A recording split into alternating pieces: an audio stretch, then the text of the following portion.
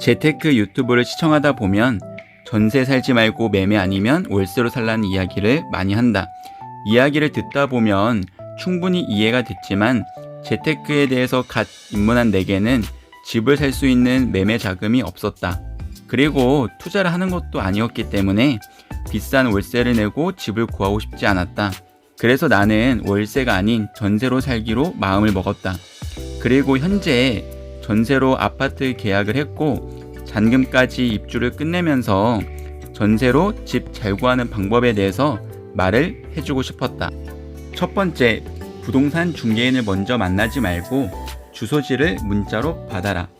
부동산 중개인도 집을 구한 우리들도 직장을 다니고 있기 때문에 시간이 없다. 그래서 무작정 방문하는 것을 추천하고 싶지 않다. 어느 정도 예산과 지역이 정해져 있으면 부동산에 연락해서 기본적인 정보를 주고 주소를 문자로 먼저 받아라. 그렇게 3군데에서 4군데 업체의 주소를 받았다면 가격을 확인해보고 마음에 드는 곳과 미팅 약속을 주선하면 시간을 아낄 수 있고 마음에 드는 물건을 볼 수 있다. 두 번째, 가격이 좋아도 무조건 대출을 먼저 확인하자. 원하는 가격이 정해져 있고 전세 대출이 어느 정도 나오는지 대충 검색만 해보고 바로 계약하면 큰일 난다.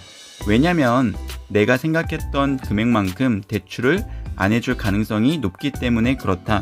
실제로 내가 그랬다. 다행히 대출이 적게 나와도 자금이 있었기 때문에 다행이지, 그게 아니었다면 몇 천만 원의 해당되는 계약금을 포기하는 상황이 나올 수도 있었다.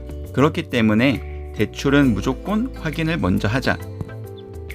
세 번째, 고정비를 확인하자. 대출 금액을 확인했다면 이제 고정 지출을 생각해야 한다.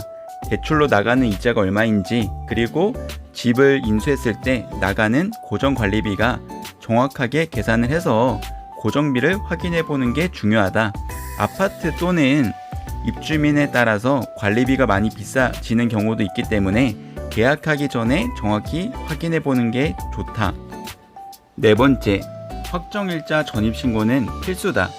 등기부등본이 깔끔해서 계약을 했는데도 임대인이 살고 있는 집이 경매로 넘어가는 경우가 있다. 하지만 경매로 넘어가는 시점 앞에 확정일자 및 전입신고를 했다면 우선순위 배당에 참가하여 내가 발생했던 전세금을 먼저 돌려받을 수 있다. 그렇기 때문에 임대차 계약 후 확정일자 그리고 잔금 이후에 전입신고하는 것은 절대 까먹지 말자. 다섯 번째, 잔금날 서류 및 집을 확인하자. 계약 전에 깨끗했던 집이었는데 잔금 전에 집을 담보로 임대인이 대출을 받을 수도 있다. 그건 예측할 수 없기 때문에 부동산을 방문하면 잔금일 기준으로 발급받은 등기부 등본을 한 번 더 열람하자. 그리고 전세를 살고 있는 세입자가 이사 갔는지를 확인하는 게 중요하기 때문에 마지막 계약 전에 집을 먼저 보는 게 중요하다. 여섯 번째, 전세 후 집 상태를 확인하자. 이번에 전세 계약하고 설날 지나고 집을 가서 고장난 것은 없는지 확인해 보려고 했다가 이삿짐이 다 옮겨졌는지 확인차 집을 방문했었다. 그리고 비밀번호가 맞는지 문을 닫았는데 문고리가 고장나서 당황했다. 그래도 바로 전화해서 말씀을 드린 덕분에 전세 계약한 당일에 바로 현관문을 수리할 수 있었다.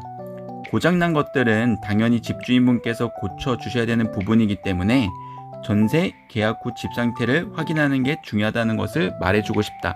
첫 번째, 전세를 시작했다면, 전세를 구매하는 과정을 한번 겪었다면 나처럼 부동산에 대해서 중요성을 깨달았을 거다.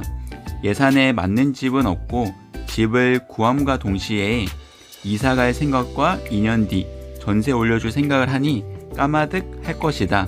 그래서 집에 대한 소중함을 깨달았으면 된다. 자, 이제부터 부동산 공부를 본격적으로 시작할 때가 됐다는 것을 기억하자. 우리는 경제적인 부자가 되어야 한다. 그렇기 때문에 과거에 내가 왜 부동산을 공부하지 않았을까 후회하지 말고 제 영상을 본 시점으로 부동산에 대해서 관심을 갖기를 바랍니다. 같이 공부 열심히 해서 경제적인 부자가 됩시다. 그럼 오늘도 치훈이의 일기장 영상을 봐주셔서 정말로 감사드립니다.